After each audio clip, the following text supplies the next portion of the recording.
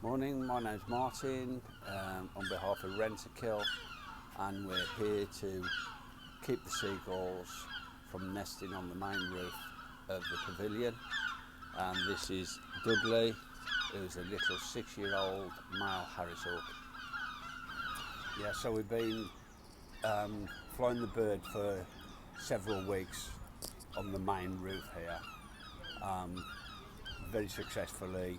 No nests at all on the main roof, but now that the season is the height of breeding season, we're not going to fly birds anywhere near any nesting birds, so we're doing a visual presence.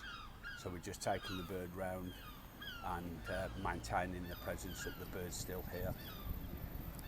Also helping is the ribs unit, which is a bird distress caller, which is designed to go off when it hears a gull in distress.